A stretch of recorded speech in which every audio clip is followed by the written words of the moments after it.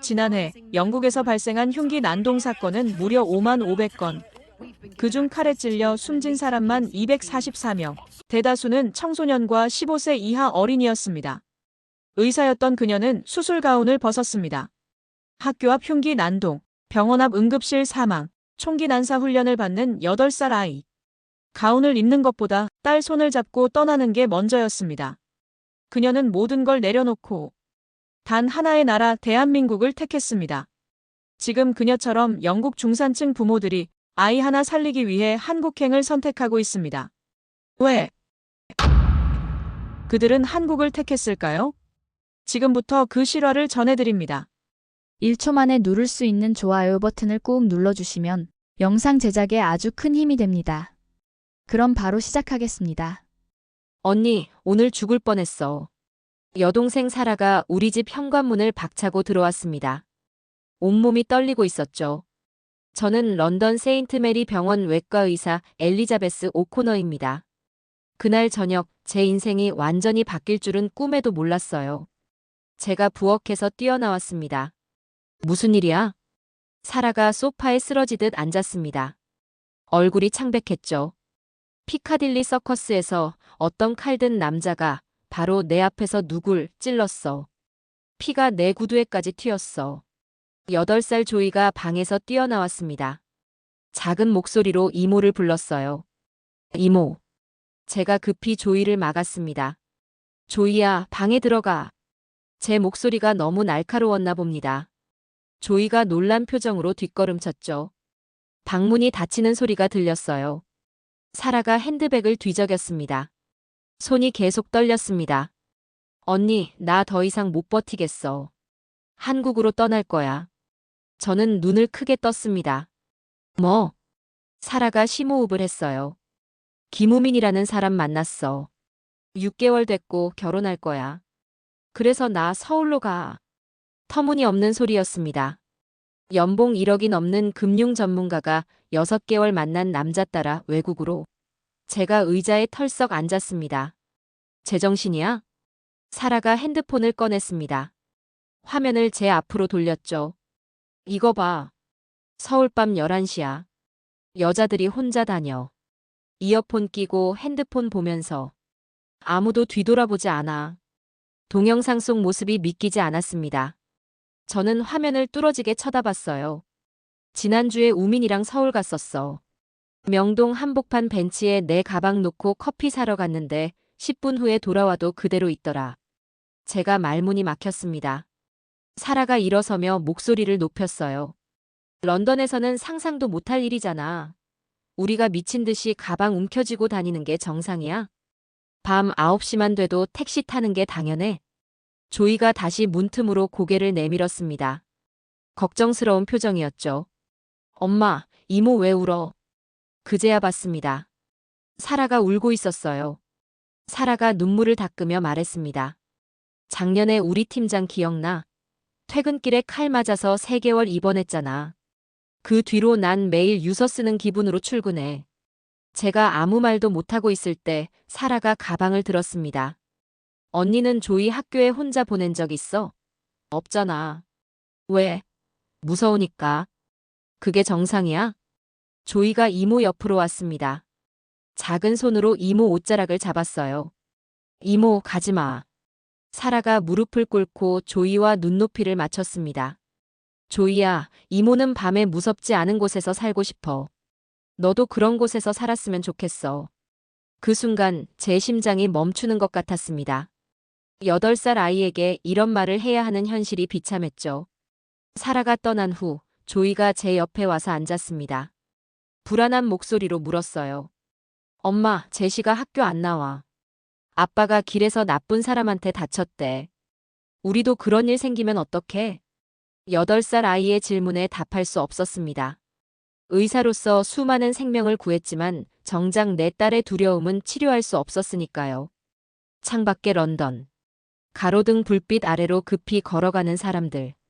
모두가 무언가에 쫓기듯 걷고 있었습니다. 이게 정말 우리가 받아들여야 할 현실일까? 처음으로 의문이 들었습니다. 월요일 아침 7시. 조이를 학교에 데려다주는 길이었습니다. 평소처럼 차 안에서 조이가 말했어요. 엄마, 오늘 체육 시간에 운동장 못 써. 제가 백미러로 조이를 봤습니다. 왜? 조이가 가방에서 학교 통신문을 꺼냈어요. 선생님이 이거 줬어. 학교 앞에서 또 사고 났대. 경찰이 조사한대. 차를 세워야 했습니다. 통신문을 읽었죠. 학교 인근 흉기 사건으로 인한 야외 활동 제한. 손이 떨렸습니다. 엄마, 제이든이 그랬어. 자기 형 학교에서는 누가 칼 들고 들어왔대. 우리 학교도 그런 일 생기면 어떡해? 8살 아이들이 이런 대화를 한다는 게 믿기지 않았어요. 제가 조이의 손을 꽉 잡았습니다. 엄마가 지켜줄게. 걱정하지 마. 하지만 조이의 다음 질문에 숨이 막혔습니다. 엄마도 병원에서 나쁜 사람 만나면 어떡해? 병원에도 경찰 있어? 학교에 도착했습니다. 교문 앞에 경찰차 2대가 서 있었죠. 무장한 경찰들이 서성이고 있었어요. 조이가 제 손을 더 꽉 잡았습니다. 무서워. 안아주고 싶었지만 다른 학부모들도 보고 있었어요. 제가 밝게 웃으며 말했습니다. 괜찮아. 경찰 아저씨들이 지켜주잖아. 조이가 뒤돌아보며 학교로 들어갔습니다. 그 작은 뒷모습이 너무 불안해 보였어요. 병원으로 가는 길 라디오에서 뉴스가 흘러나왔습니다. 런던 시내 칼부림 사건이 또 발생했습니다. 이번 달에만 27번째. 채널을 돌렸습니다. 더 듣고 싶지 않았어요. 병원에 도착하자 동료 의사 마크가 다가왔습니다. 엘리자베스 들었어? 응급실에 또 칼부림 환자 들어왔대. 제가 한숨을 쉬었습니다. 또 마크가 고개를 저었어요. 이번엔 10대래. 학교 앞에서 당했다고. 수술실로 향하면서 계속 조이 생각이 났습니다. 우리도 병원 가면 죽는 거야? 라던 조이의 질문이 머릿속을 맴돌았죠. 점심시간 휴게실에서 간호사들의 대화가 들렸습니다. 나 이제 야간 근무 못하겠어. 너무 무서워. 맞아. 지난주에 우리 병동 간호사도 퇴근길에 습격당했잖아. 저도 모르게 귀를 기울였습니다. 한 간호사가 말했어요. 호주로 이민 간 선배가 그러는데 거기는 밤에도 조깅한대. 상상이 돼? 다른 간호사가 한숨을 쉬었습니다. 여기선 낮에도 무서운데. 그날 저녁 조이를 데리러 갔습니다. 교문 앞에서 기다리는데 한 학부모가 다가왔어요. 오코너 선생님이시죠? 저 제시 엄마예요. 제시. 아빠가 칼에 찔렸다던 그 아이의 엄마였습니다. 제시는 어때요? 그 엄마의 눈에 눈물이 고였습니다. 매일 악몽 꿔요. 아빠처럼 죽는다고. 8살이에요. 8살인데. 조이가 뛰어나왔습니다. 제 다리를 꼭 안으며 말했죠. 엄마, 오늘 학교에서 대피 훈련했어. 나쁜 사람 오면 숨는 연습. 제시 엄마와 눈이 마주쳤습니다. 두 엄마의 눈에 똑같은 감정이 담겨 있었어요. 공포, 분노, 그리고 무력감. 집으로 돌아오는 차 안에서 조이가 또 물었습니다. 엄마, 이모는 정말 무섭지 않은 곳으로 간 거야? 대답하지 못했습니다. 그저 핸들을 꽉 잡고 있을 뿐이었죠. 의사로서, 엄마로서 저는 완전히 무력했습니다. 엄마, 비행기 타는 거야. 조이가 흥분한 목소리로 외쳤습니다. 사라의 결혼식. 우리는 서울로 향하는 비행기에 올랐죠. 12시간의 비행이 끝나고 인천공항에 도착했습니다. 언니, 조이. 사라가 활짝 웃으며 우리를 맞았어요. 3개월 만에 보는 사라는 완전히 달라져 있었습니다. 표정이 밝았고 어깨도 펴져 있었죠. 우민이 우리를 맞으며 인사했습니다. 처형, 조이, 어서 와요. 피곤하시죠? 호텔로 가는 길, 조이가 창밖을 신기하게 바라봤어요. 엄마, 여기 경찰 아저씨들은 총이 없어. 맞았습니다. 지하철역 앞에 서 있는 경찰들에게 총이 없었어요. 사라가 웃으며 설명했습니다. 한국은 총기 소지가 불법이야. 경찰도 특별한 경우 아니면 총을 안 가지고 다녀. 조이가 눈을 크게 떴습니다. 그럼 나쁜 사람들도 총이 없어. 우민이 백미러로 조이를 보며 답했어요. 그럼. 여기선 총 구경하기가 하늘의 별 따기야. 호텔에 짐을 풀고 저녁을 먹으러 나갔습니다. 밤 9시. 명동거리는 사람들로 가득했죠. 그런데 뭔가 이상했습니다. 여자들이 혼자 다니고 있었어요. 이어폰을 끼고 핸드폰을 보면서. 아무도 경계하지 않았습니다. 언니, 저기 봐. 사라가 가리킨 곳에 충격적인 장면이 있었습니다. 카페 밖 테이블에 누군가 핸드백을 놓고 안에 들어가 있었어요. 가방을 그냥 놔두고 제가 믿을 수 없다는 표정을 짓자 사라가 웃었습니다. 여기선 평범한 일이야. 아무도 안 가져가. 조이가 신기한 듯 물었어요. 왜 안 가져가? 우민이 설명했습니다. 남의 물건에 손 떼면 안 되니까. 다들 그걸 당연하게 생각해. 늦은 시간임에도 거리는 활기찼습니다. 10대 학생들이 웃으며 지나갔고 여성들이 혼자 조깅을 하고 있었죠. 엄마, 저 언니들 혼자 뛰어. 조이가 놀란 목소리로 말했습니다. 런던에서는 상상도 못할 일이었으니까요. 사라가 제 팔을 잡았어요.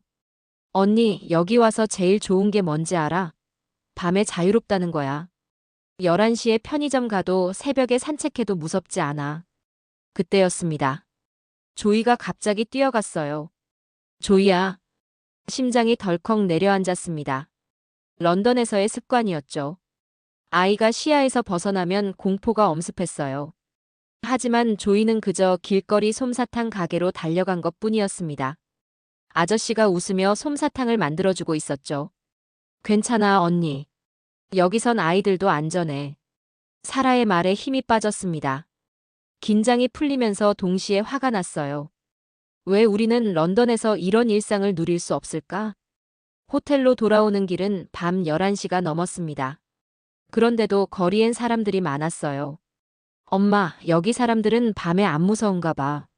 조이의 순수한 관찰이 가슴을 찔렀습니다. 호텔방에서 조이가 잠들기 전에 말했어요. 엄마, 내일도 밤에 나가도 돼. 여기는 재미있어. 8살 딸이 밤에 나가는 게 재미있다고 느낀다는 것. 런던에서는 상상도 못했던 일이었습니다. 창밖으로 보이는 서울의 야경. 불빛들이 평화롭게 빛나고 있었어요. 새벽 1시인데도 거리를 걷는 사람들이 보였습니다. 이게 정상 아닐까? 처음으로 그런 생각이 들었습니다. 우리가 런던에서 당연하게 받아들였던 공포가 사실은 비정상이었던 건 아닐까요? 결혼식 전날 새벽 조이가 갑자기 배를 움켜쥐었습니다. 엄마, 배 아파. 얼굴이 창백했어요. 구토까지 시작했죠. 급성 위염 같았습니다. 새벽 3시, 저는 패닉에 빠졌어요. 사라, 병원 어디야? 사라가 뛰어왔습니다. 언니, 침착해. 택시 타고 5분이면 돼. 런던이었다면 새벽 응급실은 전쟁터였을 겁니다. 대기 시간만 4시간은 기본이었죠. 불안한 마음으로 병원에 도착했습니다. 그런데 입구부터 달랐어요. 깨끗하고 밝았습니다. 경비원이 친절하게 안내했죠. 소아 응급실은 2층입니다. 엘리베이터 타고 바로 올라가세요. 응급실에 도착하자 간호사가 즉시 다가왔습니다. 어디가 아픈가요? 제가 영어로 설명하려 하자 간호사가 유창한 영어로 답했어요. 걱정 마세요. 바로 의사 선생님 모셔올게요. 5분도 안 돼서 의사가 왔습니다. 새벽 3시인데 말이죠.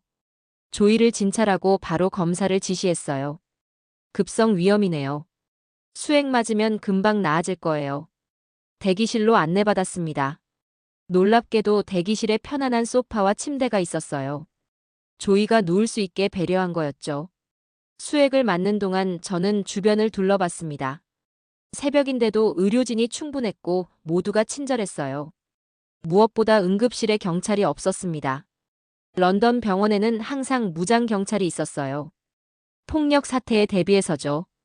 여기는 달랐습니다. 평화로웠어요. 간호사가 다가왔습니다. 어머님, 커피 드실래요? 보호자 대기실에 무료 커피가 있어요. 무료 커피라니. 런던 병원에서는 자판기 커피도 5파운드였는데요. 2시간 후 조이가 많이 나아졌습니다. 퇴원 수속을 하러 갔죠. 전체 비용이 29만 원입니다. 제가 놀라서 물었어요. 그게 다예요? 응급실비, 검사비, 수액, 약값 다 포함해서? 직원이 웃으며 고개를 끄덕였습니다. 네. 외국인이라 보험 적용은 안 되지만 원래 이 정도예요. 런던이었다면 최소 500파운드는 나왔을 겁니다. 1000파운드가 넘을 수도 있었고요. 병원을 나오면서 우민이 설명했어요. 한국은 의료비가 합리적이에요. 국민건강보험 덕분이죠. 외국인도 이 정도니까요. 조이가 제 손을 잡으며 말했습니다. 엄마, 여기 병원은 무섭지 않아. 의사 선생님도 웃었어. 그 말에 가슴이 찡했습니다. 런던 병원에서 조이는 항상 긴장했었거든요. 무장경찰, 거친 환자들, 지친 의료진. 그게 우리의 일상이었죠. 사라가 물었어요. 언니, 어때? 한국 의료 시스템. 저는 의사로서 솔직히 인정할 수밖에 없었습니다. 놀라워. 이렇게 빠르고 효율적이면서도 저렴하다니. 우민이 덧붙였습니다. 제 친구가 의사인데 한국은 의료진도 안전하대요. 환자한테 폭행당하는 일이 거의 없다고. 충격이었습니다. 런던에서는 의사, 간호사 폭행이 일상이었거든요. 저도 몇 번 위협받은 적이 있었고요. 호텔로 돌아가는 택시 안에서 조이가 잠들었습니다. 평화로운 얼굴이었어요. 우리가 이렇게 살 수도 있구나. 처음으로 희망이 보였습니다. 안전한 거리, 합리적인 의료 시스템, 친절한 사람들. 이 모든 게 가능한 곳이 있다는 걸 제 눈으로 확인했으니까요. 서울에서 돌아온 지 일주일째였습니다. 월요일 오후 조이를 학교에 데리러 가는 길이었죠. 지하철을 탔습니다. 평소엔 절대 타지 않았지만 차가 정비소에 있었거든요. 조이가 제 손을 꽉 잡았어요. 엄마, 무서워. 오후 4시인데도 지하철은 음산했습니다. 한 남자가 우리를 뚫어지게 쳐다봤죠. 제가 조이를 더 가까이 끌어안았습니다. 그때였어요. 그 남자가 다가왔습니다. 돈 좀 줘. 심장이 멎는 줄 알았습니다. 조이가 제 뒤로 숨었어요. 주변을 둘러봤지만 아무도 신경 쓰지 않았죠. 없어요. 제가 떨리는 목소리로 답했습니다. 남자가 한 발 더 가까이 왔어요. 거짓말하지 마. 가방 열어봐. 그 순간 지하철이 역에 도착했습니다. 문이 열리자마자 조이를 안고 뛰었어요. 플랫폼으로 나와서도 계속 뛰었죠. 엄마, 무서워. 조이가 울음을 터뜨렸습니다. 8살 아이가 공포에 떨고 있었어요. 역 밖으로 나와서야 겨우 숨을 돌렸죠. 택시를 잡아 타고 집으로 왔습니다.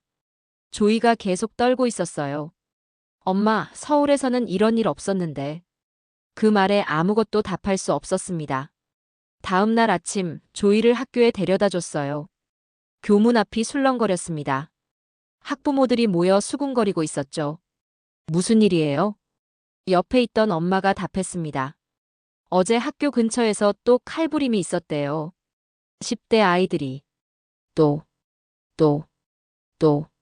이 단어가 얼마나 무서운지 아시나요? 그날 오후 병원에서 일하던 중에 전화가 왔습니다. 조이의 학교였어요. 오코너 박사님? 조이가 보건실에 있어요. 불안 증세를 보여서 모든 걸 제쳐두고 학교로 달려갔습니다. 보건실에서 조이는 창백한 얼굴로 앉아 있었어요. 엄마. 조이를 안았습니다. 온몸이 떨리고 있었죠. 친구들이 얘기했어. 학교에도 나쁜 사람 올 수 있다고. 우리도 죽을 수 있다고. 보건교사가 설명했어요. 요즘 아이들 사이에 불안이 퍼지고 있어요. 뉴스 때문에. 집으로 돌아오는 길 조이가 물었습니다. 엄마, 다시 한국 가면 안 돼? 제가 놀라서 조이를 봤어요. 왜? 조이가 고개를 숙였습니다. 거기는 안 무서웠어. 밤에도 놀 수 있었고. 여기는 싫어. 그날 밤 조이가 잠든 후 혼자 거실에 앉아 있었습니다. 핸드폰에 사라가 보낸 사진들이 있었어요. 서울의 밤거리, 혼자 조깅하는 사라, 심야 카페에서 책 읽는 모습들. 정말 이렇게 사는 게 맞나? 병원 동료들과의 대화가 떠올랐습니다. 나도 이민 생각 중이야. 아이들 때문에. 호주나 캐나다가 낫지 않을까? 아시아는 어때? 싱가포르나 한국 같은 곳. 다들 떠나고 싶어 했습니다. 의사로서의 커리어보다 가족의 안전이 우선이었으니까요. 새벽 2시 잠이 오지 않아 뉴스를 봤습니다. 또 칼부림 사건이었어요. 이번엔 우리 병원 근처였죠. 핸드폰이 울렸습니다. 사라였어요. 언니 앉아. 너는? 여기는 저녁 7시야. 지금 한강에서 자전거 타고 왔어. 언니, 나 진짜 행복해. 사라의 목소리에는 생기가 넘쳤습니다. 언니도 올 생각 없어? 진심으로 물어보는 거야. 처음으로 진지하게 고민하기 시작했습니다. 런던을 떠난다는 것. 모든 걸 포기하고 새로 시작한다는 것. 생각해 볼게. 그날 밤 저는 결심했습니다. 적어도 알아보기는 해야겠다고. 딸을 위해서라면 뭐든 할 수 있으니까요. 언니, 좋은 소식이 있어. 사라의 목소리가 밝았습니다. 영상통화로 본 사라는 더욱 건강해 보였어요. 우민이 오빠가 아는 병원이 있대. 외국인 의사도 받는다고. 관심 있으면 연결해준대. 제가 망설였습니다. 사라야, 그래도 내가 여기서 쌓은 경력이. 사라가 화면 가까이 다가왔어요. 언니, 조이는? 조이가 매일 불안해하잖아. 그게 경력보다 중요하지 않아? 그때 조이가 제 옆으로 왔습니다. 이모다. 화면 속 사라가 손을 흔들었어요. 조이야. 이모네 집 앞에 새로운 놀이터가 생겼어. 밤에도 놀 수 있는 곳이야.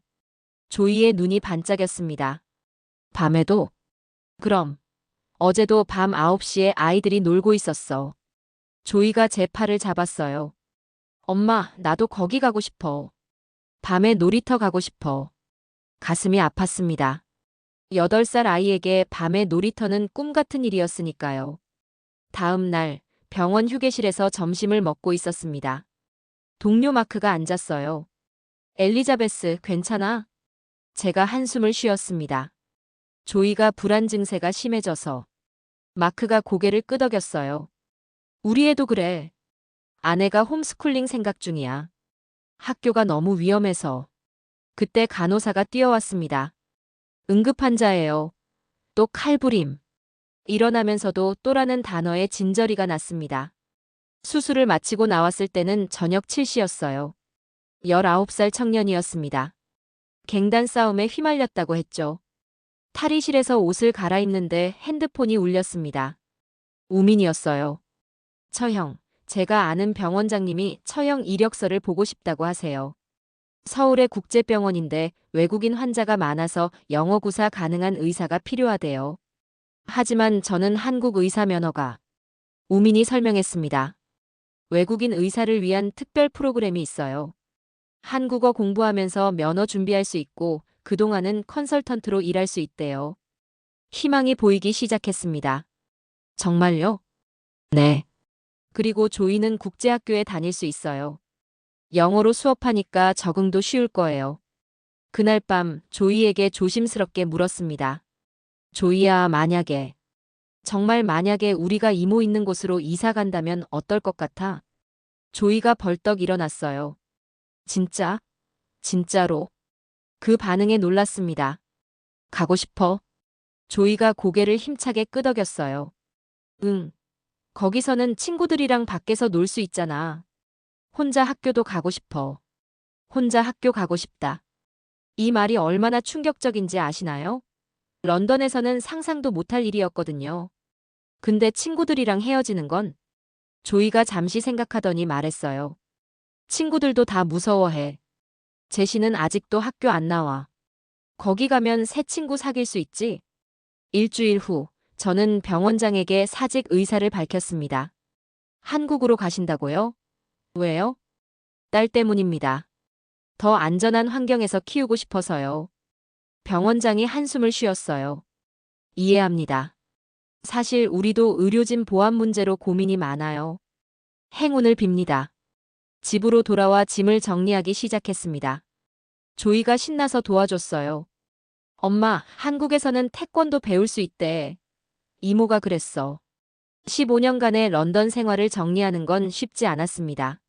하지만 조이의 밝은 표정을 보니 용기가 났어요. 우리는 새로운 시작을 위해 준비하고 있었습니다. 두렵기도 했지만 희망이 더 컸죠. 안전한 곳에서 딸이 자유롭게 크는 모습을 상상하니 가슴이 뛰었습니다. 엄마, 여기가 우리 집이야? 서울의 아파트 앞에서 조이가 물었습니다. 이사한 지 일주일째. 사라와 우민이 구해준 곳이었죠. 놀랍게도 1층에는 24시간 편의점이 있었어요. 조이야, 여기서는 밤에도 편의점 갈 수 있어. 조이의 눈이 휘둥그레졌습니다. 진짜? 다음 날 조이의 국제학교 첫 등교일이었어요. 학교 앞에 도착했을 때 충격을 받았습니다. 경찰이 없었거든요. 금속 탐지기도 보안 요원도 없었어요. 엄마, 여기는 검사 안 해? 교문 앞에서 선생님이 밝게 웃으며 맞아줬습니다. 조이, 환영해요. 친구들이 기다리고 있어요. 더 놀라운 건 다음이었습니다. 많은 아이들이 혼자 등교하고 있었어요. 심지어 조이 또래 아이들도요. 방과 후 조이를 데리러 갔습니다. 조이가 뛰어나오며 소리쳤어요. 엄마, 여기는 총 대피 훈련 안 해. 뭐? 선생님한테 물어봤어. 총 가진 나쁜 사람 오면 어떻게 하냐고. 그랬더니 선생님이 웃으면서 한국에는 총이 없대. 조이의 표정이 그렇게 밝은 걸 본 지 얼마만인지 모르겠어요. 일주일 후 병원 면접을 봤습니다. 서울국제병원이었죠. 놀랍게도 병원 입구에 금속 탐지기가 없었어요.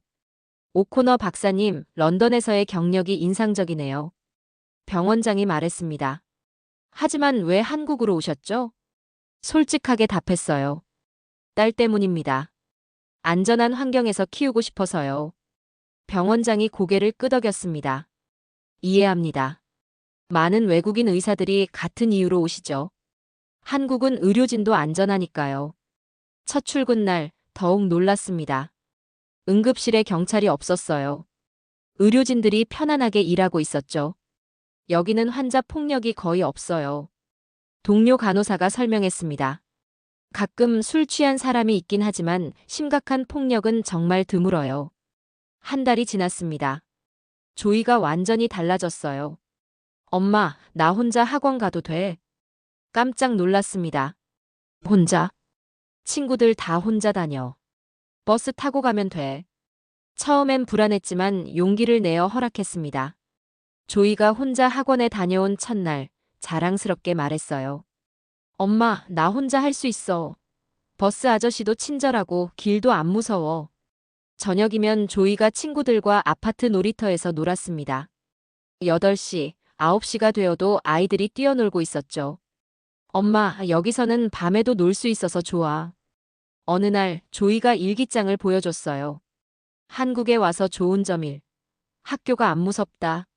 2. 혼자 다닐 수 있다. 3. 밤에도 놀 수 있다. 4. 엄마가 웃는다. 마지막 문장에 눈물이 났습니다. 제가 웃고 있다는 걸 아이가 느끼고 있었어요. 사라가 놀러 왔을 때 조이가 자랑했습니다. 이모, 나 이제 혼자 편의점도 가. 사라가 제게 속삭였어요. 언니, 정말 잘한 선택이야. 조이가 완전히 달라졌어. 맞았습니다. 두려움에 떨던 아이가 자신감 넘치는 아이로 변했어요. 매일 새로운 도전을 하고 스스로 할 수 있는 일들을 늘려가고 있었죠. 밤마다 창밖을 보면 아이들의 웃음소리가 들렸습니다. 이게 정상이구나. 이게 아이들이 누려야 할 일상이구나. 매번 그런 생각이 들었어요. 토요일 오후 한강 자전거 도로였습니다. 조이와 함께 자전거를 타고 있었죠. 서울에 온 지 6개월, 이제 이곳이 완전히 우리 집이 되었어요. 조이가 자전거를 멈추고 소리쳤습니다. 엄마, 저기 봐.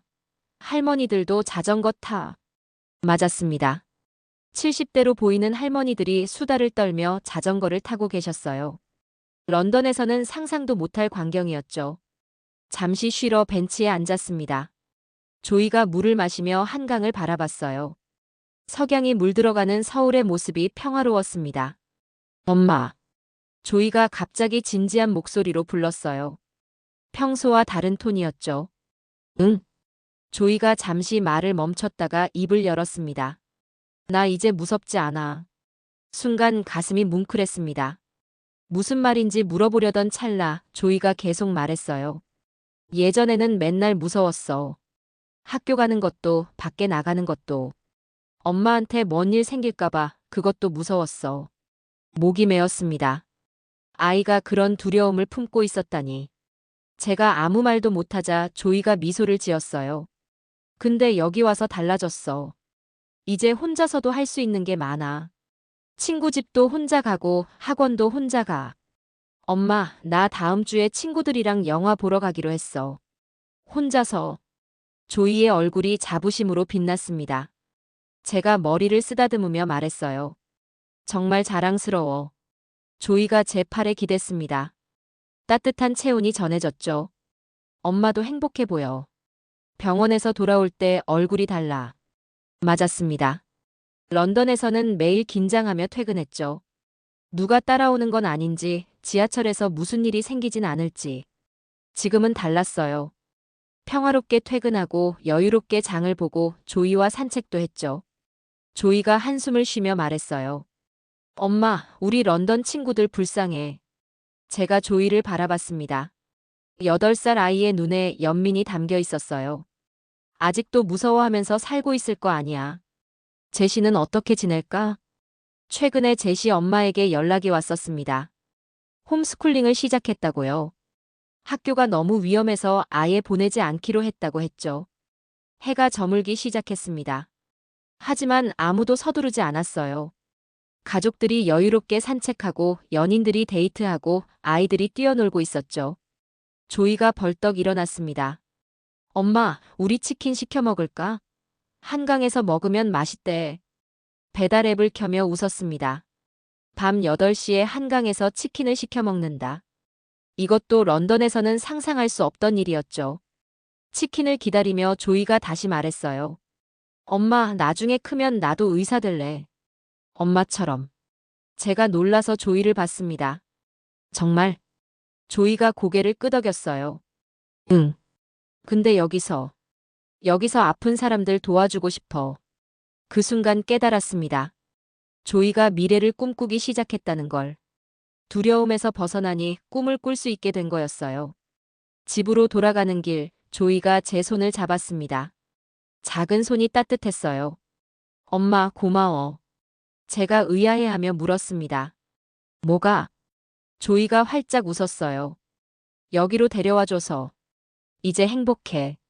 서울의 불빛들이 반짝이고 있었습니다. 9시가 넘었는데도 거리는 활기찼어요. 사람들이 웃으며 지나가고 가게들은 환하게 불을 밝히고 있었죠. 의사 엘리자베스 오코너. 런던의 성공한 외과 의사. 그 타이틀을 버리고 선택한 이 길. 후회는 없습니다. 오히려 너무 늦게 온 게 아닌가 싶어요. 조이가 더 어렸을 때 왔다면 더 많은 자유를 누렸을 텐데. 딸 하나 지키기 위해 모든 걸 포기하고 떠나야 했던 이유. 이제는 압니다. 때로는 떠나는 것이 더 큰 용기라는 걸. 조이의 웃음소리를 들으며 확신했습니다. 이것이 우리가 찾던 삶이라고. 이것이 모든 아이들이 누려야 할 일상이라고. 우리의 선택은 옳았습니다. 오늘의 사연은 여기까지입니다. 구독과 좋아요는 영상 제작에 아주 큰 힘이 됩니다. 지금까지 감동 설정 주인장 서하은입니다.